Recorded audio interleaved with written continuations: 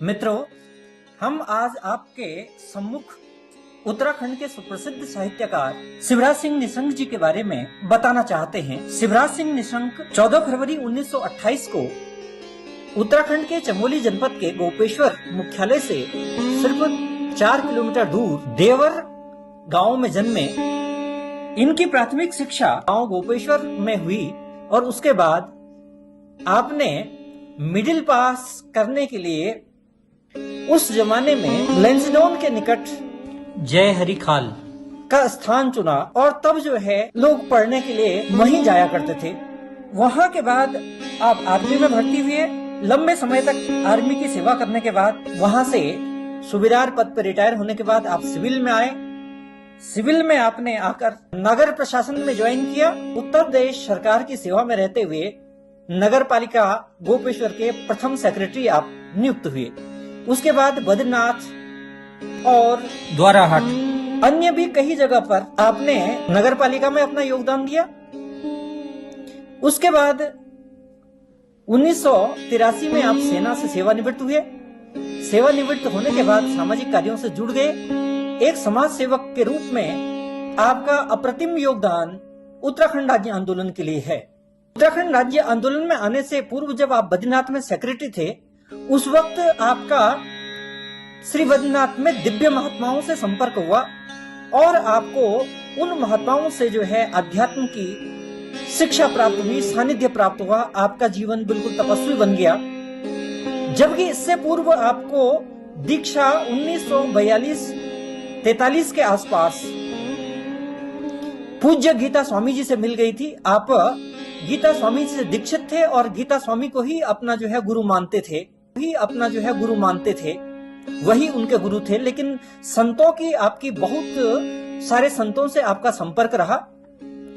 इसका प्रभाव ये था कि आपके जीवन में आप काफी आध्यात्म में रुचि रखने वाले हुए और उसके बाद आपका घर का माहौल भी बहुत अच्छा था। आपके घर में आपके पिता रामदयाल जी बहुत विद्वान व्यक्ति थे और गुणवान भी थे। आप हमेशा उनकी प्रशंसा करते थे। 1994 के आंदोलन में आने से पूर्व आपकी 2 पुस्तकें प्रकाशित हुई थी। एक पुस्तक श्री बद्रीनाथ धाम दर्पण और ये जो पुस्तक आपकी प्रकाशित हुई 1983 में, ये आपकी अधिकृत रूप से पहली पुस्तक है जो प्राप्त होती है। उससे पहले आपने एक गायत्री उपासना नाम से पुस्तक लिखी है। वो पुस्तक मैंने नहीं देखी और आउट ऑफ प्रिंट है वो पुस्तक। और उसके बाद आपकी दूसरी पुस्तक जो है वो आप दूसरी कहें या तीसरी कहें, आपके अनुसार तीसरी है, लेकिन मैंने जो देखा है वो पुस्तक जो है 1994 में सुलभ प्रकाशन लखनऊ से प्रकाशित है, श्री बद्रीनाथ धाम दर्पण। उसके बाद आपका मेरा मिलन हुआ और आपकी लेखनी में उसके बाद क्रांतिकारी परिवर्तन हुआ। जो लगभग आप लिखना एक किस्म से आपने कम कर दिया था या बंद कर दिया था, केवल अखबार और पत्र पत्रिकाओं में लिखते रहे। उसके बजाय आपने पुस्तकें लिखने में रुचि ली और मेरे निर्देशन में आप कई ग्रंथों की रचना की। और ये आपकी आत्मीयता थी कि 37 साल आप मुझसे बड़े थे, बावजूद इसके आपने लेखन के क्षेत्र में मुझे अपना मार्गदर्शक चुना। और आपकी ये आत्मीयता और उदारता थी और गुणग्राह्यता थी कि है आपके लिए कभी छोटे बड़े का कोई विभेद नहीं रहा और ज्ञान जहां से भी हुआ आपने कलेक्ट किया। उसके बाद जब आपकी मेरी मुलाकात हुई तो किताबें लिखने का सिलसिला भी बड़ा विचित्र चला। मुझे टाइफाइड हो गया था। उस टाइफाइड से दवाइयां असर नहीं कर रही थी तो आप काली मठ चले गए। काली मठ में आप देवी से प्रार्थना की और वहाँ माँ काली के लिए आपने एक लेख लिखा। मैं अस्वस्थ था, आपने मुझे लेख दिखाया, लेकिन मैं उसमें पढ़ने में मैंने बहुत इंटरेस्ट नहीं लिया। मैंने कहा ठीक है, इसमें कुछ सुधार के लिए मैंने रिकमेंड किया। आपने वही सुधार किए जो बताए गए और उसके बाद वो जो 4-5 पेज का लेख था वो 15-16 पेज का हुआ। उसके बाद मैंने कहा इस लेख को आप बड़ा कीजिए, तो एक छोटी सी पुस्तिका बनी और ये आपके हाथों में काली तीर्थ काली मठ है। वक्त का ये संयोग रहा। 2000 की नंदा जात हुई 2001 में। उस नंदा जात में आपने एक ग्रंथ लिखा, उत्तराखंड में नंदा जात। ये था कि हम दोनों साथ लिखेंगे और उस पर कोशिश भी करेंगे लेकिन काल की गति कुछ ऐसी रही कि नंदजात किताब लिखते वक्त आपके छोटे पुत्र का निधन हुआ। वो एक बहुत बड़ा झटका आपके लिए था। उसके बाद ये हुआ कि किसी भांति हमने सोचा ये ग्रंथ बन जाए, और मेरा ये वो में पूरा फोकस ये था कि कहीं आपका ध्यान पुत्र शोक की ओर, वियोग की ओर न चले जाए। तो मैं उस दरमियान आपको दुगुने ताकत से डांटता था कि आप ये लिखिए, सो लिखिए, सो लिखिए। तो वो आपका पूरा फोकस नंदा देवी नंदा जात है इस पर रहा। आप ये देखिए, ये बहुत महत्वपूर्ण बात थी कि किसी व्यक्ति ऐसा शोक से गुजर रहा हो और आप उसे डांट करके काम करवाएं। तो ऐसा सिर्फ जो है दिव्य तपस्वी शिवराज सिंह रावत के अंदर ही वो क्षमता थी। और ये किताब है एक लैंडमार्क बुक के रूप में उत्तराखंड में नंदा जात आई। उसके बाद चंडिका, आपके गांव में चंडिका की जात निकली, चंडिका देवरा हुआ, बड़ा आयोजन था। और मैंने उनसे कहा कि ताऊ जी आप एक ऐसा किताब तैयार कीजिए जो लोगों के लिए लैंडमार्क हो बहुत और फ्यूचर चंडिका जात के लिए। तो आपने चंडिका जात नाम की ये किताब तैयार की। इसी मध्य है सन 2000 के करीब ही 2002 के आसपास यहाँ गायत्री पुरस्चरण यज्ञ का आयोजन सगर में किया गया। और उस सगर में गायत्री पुरस्चरण यज्ञ में आपने एक छोटी पुस्तक तैयार की, 16 संस्कार क्यों। और इस पुस्तक को यही तैयार किया गया, और ये पुस्तक भी बहुत अच्छी पुस्तक है, लोगों ने स्वीकार किया। इन पुस्तकों में आपने भूमिका मुझसे ही लिखवाई, इन सारी पुस्तकों में। और उसके बाद ये एक आपकी नई पुस्तक आई, भारतीय जीवन दर्शन और सृष्टि का रहस्य। ये पुस्तक दरअसल आप मुझसे मुलाकात से पूर्व ही लिख रहे थे इस पुस्तक को, और इसमें काफी कुछ पोर्शन जो है मैंने एडिट किया, उसमें कुछ घटाया, कुछ बढ़ाया, कुछ चीजें कर करके, और इसको ये पुस्तक तैयार हुई। और काफी लोगों ने इस पुस्तक को सराहा। भारतीय जीवन दर्शन और सृष्टि का रहस्य, ये सब पुस्तकें आउट ऑफ प्रिंट हैं अब। उसके बाद आपने पहले काफी लिखा था मुझसे मुलाकात से पहले, केदार हिमालय और पंच केदार भी उसमें एक था। इसको कुछ एडिट करके ये किताब भी जो है आपने लिखी, और ये किताब भी जो है अब आउट ऑफ प्रिंट है, काफी पॉपुलर ये किताब हुई। इन किताबों में एक चीज आप ये देखिए कि ये 2 किताबें हमसे मुलाकात से पहले की है। इसके बाद आप जीवन की हर विधा पे काम करते रहे, हर क्षेत्र पे आप लिखते रहे, आपकी लेखनी चलती रही।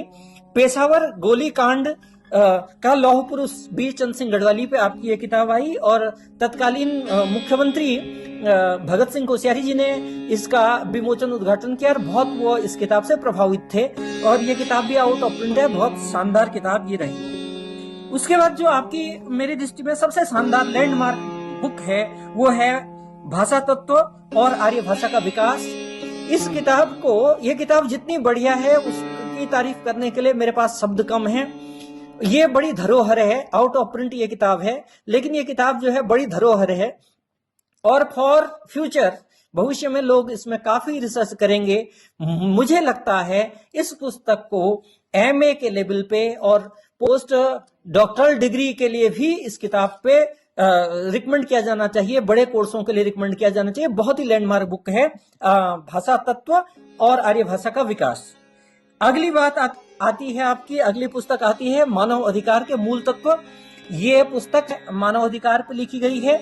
इस पुस्तक को आपने लेख के रूप में मानवाधिकार आयोग जो है दिल्ली के कहने पर बार बार लिखा, राष्ट्रीय मानवाधिकार आयोग के कहने पे।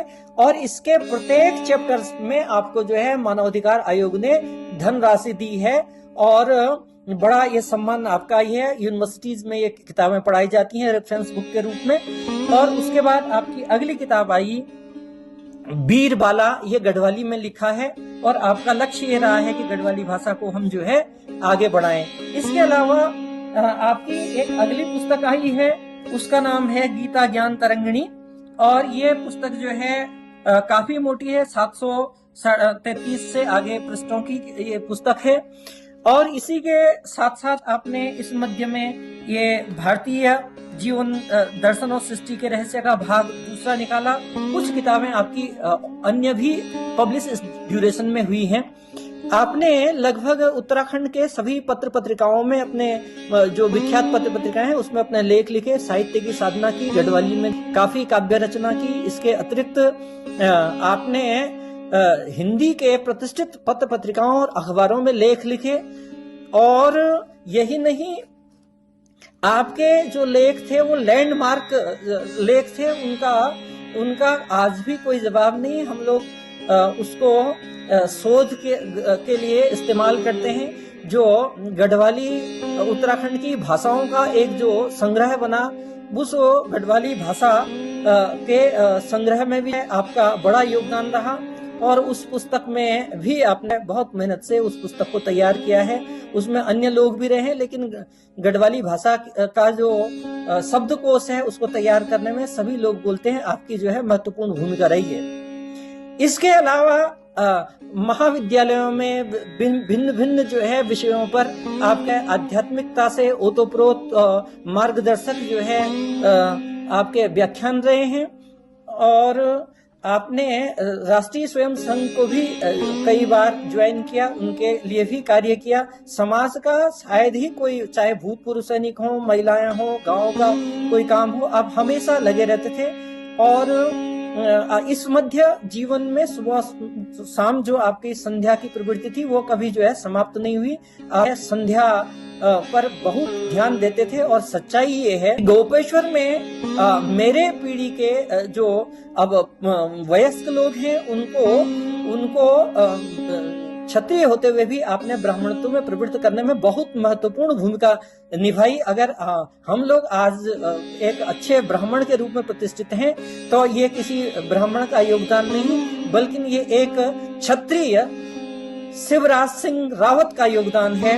और ऐसे अगर क्षत्रिय उत्पन्न हो जाएं तो क्षत्रिय की जो परिभाषा है, क्षरिते त्रायिते इति क्षत्रिय, जो धर्म को क्षरण होने से बचाता है उसे क्षत्रिय कहते हैं। और आपका जीवन ये जो क्षत्रिय के रूप में सार्थक हुआ है, आपने धर्म की रक्षा की है और मानव मात्र को, हिंदुओं को धर्म में प्रतिष्ठित किया है, ब्राह्मणों को धर्म में प्रतिष्ठित किया है। हम आपका नमन और वंदन करते हैं और आपकी इस धरोहर को हमारी आने वाली पीढ़ियां इससे लाभान्वित होंगी, ऐसी आशा करते हैं। धन्यवाद।